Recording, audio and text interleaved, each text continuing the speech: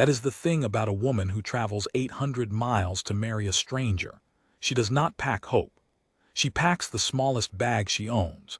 She memorizes the face of cruelty so she will recognize it when the door opens. And she counts the coins that are no longer enough to buy her a way back. Cora Whitfield stepped off that stagecoach at the edge of nowhere believing she had simply traded one cage for another with a longer fence. What she did not expect, what no one had ever bothered to teach her how to survive, was kindness. This is the story of a frightened girl, a quiet rancher who did not know how to say the things that mattered, and a single winter that decided whether two broken people would learn to trust the open hand instead of the raised one. It is not a story about a wedding. It is a story about everything that happens after the lie of the advertisement runs out, when two strangers are left alone with the truth. Stay with me to the end, because the moment that changed both their lives wasn't the moment she arrived. It was the moment he gave her the chance to leave. The mail had lied. That was the first thing I understood when she came down off the coach, and the shame of it sat in my chest like a swallowed stone. I had paid a man in Helena to write the advertisement because I cannot put a sentence together that does not sound like a fence post, and he had filled it with words I never said. A prosperous spread, a gentle home, a husband of comfortable means. I had 140 head, a roof that leaked in the southwest corner, and 41 years of being a man nobody wrote letters to. There was nothing prosperous about it but the lie. And there she stood in the lie's shadow, holding it up against me to see if it would match. She was smaller than I had braced for. The dust came off the road in a brown veil, and she stood in the middle of it with one carpetbag clutched against her stomach with both arms, the way you hold a thing you are sure someone is about to take. Her dress had been good once. You could see where it had been let out and taken in again, the seams gone pale, the cuffs turned twice. She had pinned her hair under a bonnet that had seen a longer life than she had, and beneath the brim her eyes moved over me the way a cornered animal reads a room, not at my face, but at my hands. She was looking at my hands. I have thought about that a great deal since. A man learns a lot about a woman's history from where her eyes go when she meets him, and Cora Whitfield's eyes went to my hands before they ever climbed to my face, and they stayed there measuring, counting, deciding how fast they could move and how much they would hurt. I put them in my pockets. I do not know why. It felt like the only decent thing I had to offer in that minute, so I gave it to her. I took my hands out of the world and put them away. "Miss Whitfield," I said. "Mr. Boone." Her voice was steadier than the rest of her. She had practiced it. You could hear the rehearsal in it, the way she had said my name to herself on the train and on the coach until it stopped sounding like a foreign country. Behind us the driver was already pitching her trunk down into the road. One trunk, a carpetbag, the whole of a woman's life fit into less than I hauled feet in. He cracked the reins and the coach pulled out and the dust closed up behind it like water, and then it was the two of us and the wind and 40 miles of empty country between here and the next human voice, and I watched the understanding of that arrive in her face. No one is coming. There is no town behind me anymore. There is only this man. She did not cry. I want that written down because later, when people in town made her into a story, they made her soft, and she was the furthest thing from soft I have ever stood next to. She set her jaw and she lifted her chin and she said, "Where is the house?" Not your house, the house, as though she had already decided not to claim anything she might have to grieve losing. I had cleaned for 3 days. I am not ashamed to say it. I had washed the floor on my knees and beaten the one good rug over the corral rail until my arm gave out, and I had put wildflowers in a tin cup on the table because my mother had done that once, a long time ago in a different state, and it was the only idea I had about what made a room look like someone was welcome in it. When Cora stepped through the door and saw the flowers, she stopped. She looked at that tin cup of bluebells going limp on the table, and something crossed her face that I did not have a word for then and barely have one for now. It was not happiness. It was closer to fear, like the flowers were a debt. Like every kind thing was the front end of a bill that would come due in a currency she couldn't pay. "You needn't have," she said. "They'll be dead by morning," I said, which was the wrong thing, but it was true, and true was the only language I trusted. She almost smiled. Almost. The corner of her mouth moved and then thought better of it. I showed her the house, which took about as long as it takes to tell it. The main room with the stove. The bedroom off the back, where I had put fresh ticking in the mattress and clean linen I had bought in town and lied to the storekeeper about. The linta where I kept the tools. That was the spread the advertisement had called prosperous. I watched her take it in, and I watched her do arithmetic behind her eyes. Not greedy arithmetic, survival arithmetic. The kind where you figure out how cold the winters get and how far the well is, and what you'll do when the man drinks. "I don't drink," I said. It came out of me sideways, unasked. She turned and looked at me full in the face for the first time. "What?" "You were wondering about when I drink." I felt my ears go hot. "I don't. My father did. I poured the last of it out the year he died, and I never bought more. I thought you ought to know that, since you've come all this way to live in a house with me and you don't know the first thing that's true about me on account of I paid a man to lie in the paper." The words kept coming and I could not find the gate to stop them. "It's a poor place, Miss Whitfield. The roof leaks. The nearest doctor is 2 days off and he's a drunk himself. I've 140 head and a note on half of them. I am not prosperous and I am not gentle, I don't think. I just don't have anybody to be ungentle to, and I expect that's a different thing. I'm telling you the truth because you'll find it out anyhow, and I'd rather you heard it from me than learned it from the cold." The room was very quiet when I finished. Outside, a meadowlark was trying out the evening. Cora set her carpetbag down on the floor. She did it slowly, the way you set down something when you have been holding it so long your arms have forgotten how to be empty. And she said, in a voice gone suddenly young, "Why did you tell me all that?" "Because you keep watching my hands," I said. She went white. "I noticed it on the road," I said. "And I've been trying to think the whole walk up here what I could do about it, and I can't think of anything except to not give you a reason. So I'm telling you now, and I'll only say it the once so as not to wear it out. I will never raise my hand to you. Not drunk, not angry, not ever. I don't know what's behind you that's got you counting a man's knuckles before you'll meet his eyes, and you don't have to tell me, not tonight, not ever. But I'd be a liar twice over if I let you spend your first night under my roof afraid to sleep." She did not answer that for a long time. She walked to the window instead and looked out at the dark coming down over the grass, and I let her, because I had learned with horses that there is a kind of fear you cannot talk a creature out of. You can only stand still long enough that the stillness becomes more interesting than the fear. When she finally spoke, her back was still to me. "There was a man," she said, "in Baltimore. My father owed him money, and when my father died, the debt didn't." She said it flat, like reading a column of figures. "He came to the house and he explained very patiently that there were 2 ways a young woman could discharge a debt of that size, and he let me understand which one he preferred. Her hands had found each other in front of her and were holding on. I answered your advertisement that same night. I didn't read it carefully. I'm sorry to say it didn't much matter to me what kind of man you were. You were far. That was the whole of your appeal, Mr. Boone. You were 800 miles from Baltimore." The stone in my chest got heavier.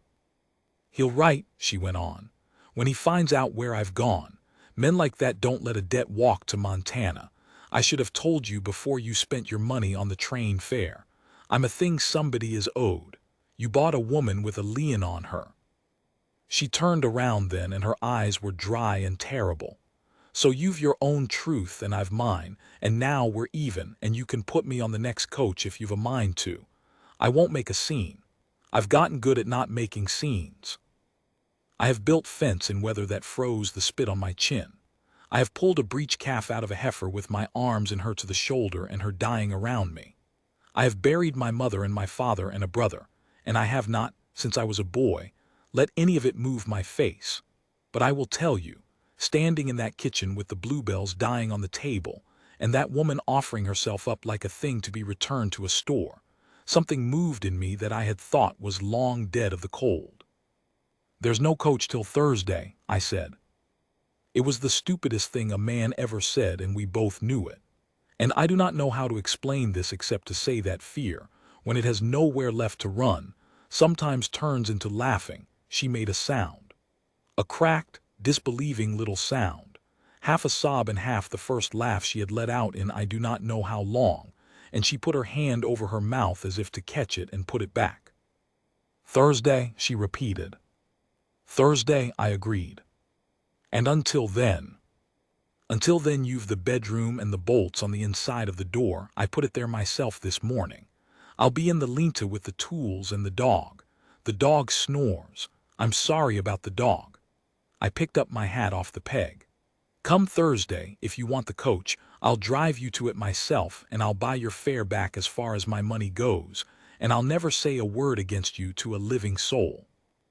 "And if you don't want the coach," I stopped, because I had walked out past the edge of anything I knew how to say. "Well, we'll figure the rest of it out slow.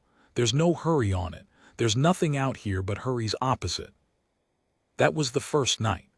She bolted the door. I heard it go, the small iron certainty of it, and I lay out in the lean-to on a pallet of horse blankets with the dog's back warm against my spine, and I listened to the wind come down off the mountains and find every gap in the boards. I did not sleep. I lay there and I thought about a girl in Baltimore reading an advertisement she didn't bother to finish, choosing a stranger for the single virtue of his distance, packing one trunk and one bag, and the memory of a man's voice explaining to her the two ways a debt could be paid. I thought about how she had watched my hands. I thought about how, when I told her about the bolt, the breath had gone out of her so hard it was like watching someone set down a weight they had carried so long they'd stopped believing it could ever be put down. And somewhere near morning, with the dog snoring and the cold in my joints, I understood a thing about myself that the advertisement, for all its lies, had stumbled close to. I had not sent for a wife to work my house or warm my bed, though I would not have known to say so and would have denied it if you'd asked. I had sent for someone to be kind to. I had a whole winter of kindness stored up in me with nowhere to spend it, and it had gone sour for lack of an object the way milk goes when it's not used, and here at last was someone the cold had not yet finished with. I want to be careful how I say the next part, because I have heard the way the town tells it, and the town gets it wrong. I did not save her. A man does not get to save anybody. The most he gets to do is leave the door unlocked and the lamp lit and stand far enough back that the frightened thing can choose, on its own, in its own time, whether to come in from the dark. Thursday came. I had the wagon hitched at first light, the way I'd promised, her trunk and her carpetbag loaded, her fare counted out in my coat pocket. I waited by the corral, and I did not go to the house, because going to the house would have been a kind of asking, and I had decided she had been asked enough things by enough men. The door opened. She came out onto the step in the cold morning, and she looked at the wagon, and she looked at the trunk in the back of it, and she looked at me. And she said, "Who feeds the chickens when you're out with the herd?" I did not understand the question. "The chickens," she said again, and her chin was doing that thing, that lifting, that bracing. "And the garden's gone to seed, I saw it from the window, and there's a hole in the southwest corner of the roof you've been letting go because a man alone can stand a leak. Who tends to it all, Mr. Boone, when you're 40 miles out and gone 4 days?" "Nobody," I said. "It goes untended, that's the size of it." She nodded slowly, like a woman confirming a sum. "Then I expect," she said, "you'd better unhitch the wagon. The thing nobody tells you about kindness is that it does not work like rain on dry ground. It does not soak in. For a long time it just beads up and rolls off, because the ground has been baked so hard by the other thing that it has forgotten how to be soft enough to take water. So it was with Cora that first month. She worked like a woman trying to pay down a debt, which I suppose in her own mind she was. She was up before me, and I'm up before God. The chickens got fed. The garden came back from the dead under her hands. She had a way with growing things I have never had, a patience for them, and she would kneel in the dirt for hours coaxing life out of soil I'd given up on. And I think now it was the only place she felt safe, down among things that needed her and could not hurt her. She mended the seams of the linens. She turned the southwest corner of the roof into my problem by climbing up the ladder herself one morning to look at it, which put my heart in my mouth. And I told her to come down, and she said she would when she'd seen the size of the job. And that was the first time I understood that Cora Whitfield did not take an order she had not first agreed with. But she flinched. That was the part I could not mend. If I moved too quick, reached past her for the salt, brought my arm up to hang my hat, some old wire pulled tight in her, and she went still all over, the stillness of a creature that has learned that the safest thing is to be furniture. It broke something in me every time, and I learned to move slow around her, slow, and announced, "I'm just reaching for the door. I'm going to set this pot down here," narrating myself like a fool through my own kitchen, so that nothing I did would arrive as a surprise. And we did not share the bedroom. I want that understood. The bolt stayed on the inside of that door, and I stayed in the house's front room on a cot I'd hauled in from the Linta once the nights turned. And if the town wanted to make something of that, they could make it on their own time. We were married by then.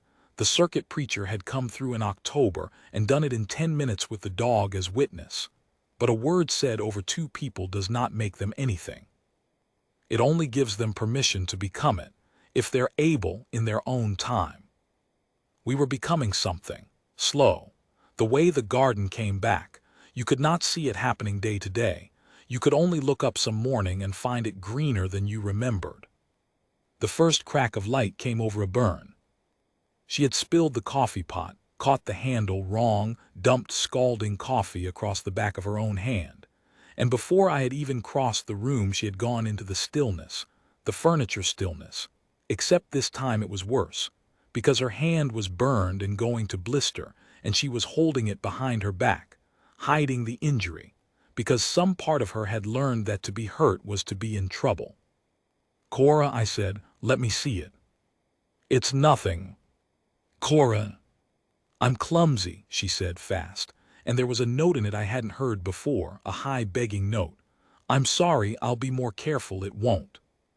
"Cora," I knelt down. I made myself small, smaller than her, down on the floor on one knee so that for once in her life a person bigger than her was beneath her eyeline, and I held out my open hand, palm up, the way you do for a horse that's been beaten by a man with something in his fist. "I'm not going to touch you. I just want to put butter on it and wrap it. That's the whole of what I want. You can do it yourself if you'd rather. I'll just hand you the things. But you've a bad burn and it'll go septic if it's left, and I have already buried more people than I can stand to, and I will not add you to the number over a pot of coffee. Now please, let me help." She looked at my open hand for a long, long time. And then, and I felt it like the first warm day of a year, she put her burned hand into it. It was the first time she had touched me on purpose. I held her hand like it was made of eggshell and birdsong, and I dressed the burn, and she watched me do it the whole time. Not my hands now, but my face, studying it the way she had once studied my knuckles, looking for the cruelty she was so certain was coming, and not finding it, and not finding it, and not finding it. "He used to," she said very quietly while I wound the cloth. "When I was hurt, he'd say it was my own fault for being careless. He'd say it while she stopped. It's a strange thing, to be hurt and comforted by the same hands. You learn to thank the person who's harming you. You learn it so deep you can't get it out." "I know," I said. She looked at me sharp. "My father," I said, and that was all I said, and it was enough. And she understood that the reason I moved slow and announced myself and built a bolt for the inside of a door was not that I was a naturally gentle man. It was that I had been a small boy once in a house with a man who drank, and I had decided somewhere in there that whatever he was I would aim my whole life at the opposite, and mostly I had missed, but I had not missed this. On this one thing I had not missed. The letter came in November. I had ridden into town for salt and nails and the postmaster handed it over with a look I didn't care for. And I knew before I read the return what it was, because the hand was a city hand, educated and cruel and sure of itself. And it was addressed to Mrs. Cora Boone in a way that made the name sound like a thing he was reaching across 800 miles to take back. I did not open it. It was hers. But I read the outside of it the whole 40 miles home, and I will tell you the truth, which is that I thought about not giving it to her. I thought about putting it in the stove. I had a whole afternoon's ride to build the argument that she had been through enough and what she didn't know couldn't reach her, and it was a good argument. It was a warm argument, and it was wrong, and somewhere around the river crossing I knew it was wrong. Because the one thing she had never had in Baltimore or anywhere was a choice that was truly hers. Everyone had decided for her. Her father with his debts, the man with his two ways of paying them. Even me, even my kindness had been a kind of deciding, I'll protect you whether you ask it or not. And I understood with the river loud and cold below the crossing, that to burn that letter would be to do to her, in a smaller and gentler key, the exact thing the man in Baltimore had done. It would be to take her choice and make it for her own good, because I knew better. I gave her the letter that night. I set it on the table between us and I said, "This came. It's from him. I didn't open it. I thought about burning it, I'll tell you that straight. I thought about it the whole way home.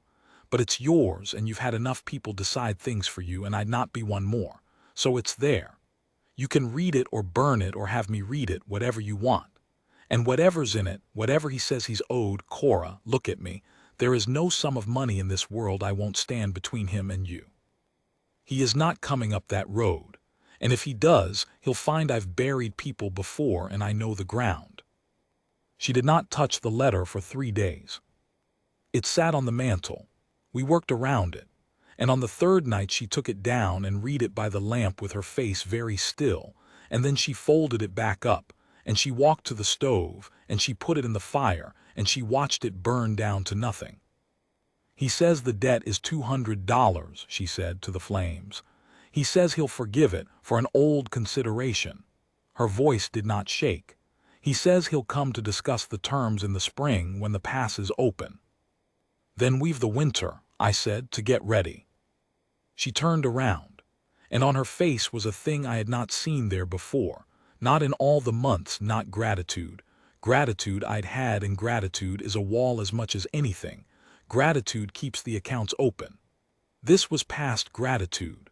This was the look of a person who has finally, after a long time in the cold, decided to come all the way inside and let the door shut behind them. The man from Baltimore did not wait for the passes to open. That was his mistake, and it was the kind of mistake a cruel man makes, because cruelty cannot stand to wait. It has to arrive while the fear is still fresh. He came in the last hard week of February, when the snow was chest-deep in the draws and the cold had teeth, and a soft city man had no business in that country at all. We knew he was coming because the Prute boy rode out from town half frozen to tell us a stranger had been asking the road to the Boone place. A stranger with a fine coat and a pistol, and a way of asking questions that made folks not want to answer. Cora went white when she heard it, and then, "And this is the thing I keep. This is the thing I'll keep till they put me in the ground." She did not go to the bedroom and bolt the door. She went to the rack and took down the second rifle. "Cora," I said. "I have spent my whole life," she said, loading it the way I'd taught her over the slow winter, her burned hand long healed, "being a thing that men came to collect. I am done being collected, Elias. If he wants to discuss terms, he can discuss them with both of us." Her hands were steady on the breech. "You said there's no sum you won't stand between him and me. Well, I'll not have you standing in front of me like I'm still something to be guarded. I'll stand beside you. That's the difference between what you offer and what he did. He wanted to own me. You only ever wanted me to be free, so let me be free standing where I choose. I have been told that I am a quiet man. I had no words at all for that." He came up the road at dusk on a hired horse that was finished, blowing and stumbling, half dead under him, because he'd run it through snow it had no business in. That told me what kind of man he was before he ever opened his mouth, the kind who'd ride a living thing to death and call it the horse's failing. He had the fine coat the Prout boy described, and city boots ruined by the country, and a face that had been handsome before it learned what it could get away with. He did not see Cora at first. She was in the barn door with the rifle and the long shadows, and the dying light was behind us, and he rode up to a man standing alone in his own yard, and he smiled the smile of someone who has come to take a thing back. "Mr. Boone," he said, "I won't trouble you long. There's been a misunderstanding regarding a young woman of my acquaintance, a matter of an outstanding debt, and I've come to—" "There's no debt," Cora said from the barn. He turned in the saddle and he saw her, and he saw the rifle, and the smile flickered just a little, just at the edges, and then he put it back on, because men like him have only the one tool and they'll use it even when it's plainly broken. "Cora," he said, warm as poison, "there you are, you've led me a chase. Come now, this is no way to greet an old friend. Put that down before you hurt yourself, you were always clumsy." "I burned your letter," she said, "and I'll tell you what I read in the fire, Mr. Hale. I read that you came 800 miles in the dead of winter and nearly killed a horse to collect $200 from a woman who has nothing. And I thought, a man doesn't do that for $200. A man does that because somewhere along the line a frightened girl got away from him, and he can't abide it, he can't sleep for it, because the whole of what he is depends on the frightened girl staying frightened." Her voice did not rise. That was the awful power in it. It did not rise at all. "Well, look at me, Mr. Hale, look hard. I'm not frightened. You rode a horse to death to come and see the one thing you came to destroy, and it's gone. There's no frightened girl here. There's only a woman with a rifle and a husband and 140 head and a roof that doesn't leak anymore because we fixed it, together, in the fall." The silence after that was the loudest thing in the country. And I watched Mr. Hale understand that there was nothing for him here. No money worth the ride, no fear worth the feeding, nothing but a cold barn and a leveled rifle and two people who had stopped being afraid of him, and that, I saw it land in him, that was a poverty worse than anything. He had come all this way to draw on an account that had closed. His hand moved toward his coat. "I will not dress up what happened next, and I will not give it more than it's owed. I had a rifle too, and mine was already up, and I'm a man who has killed to protect his herd from wolves, and I would have done it then without one night's lost sleep. But it did not come to that." His hand moved toward his coat, and Cora put a round into the snow a foot from his dying horse, close enough to speak, and the horse shied and near went down, and Mr. Hale, who had never in his life been on the wrong end of his own kind of fear, sat there in the cold with his fine ruined boots, and understood that the next one would not go into the snow. "Get down off that horse," I said. "It's done. You've run it to death, and I'll not watch it die for you.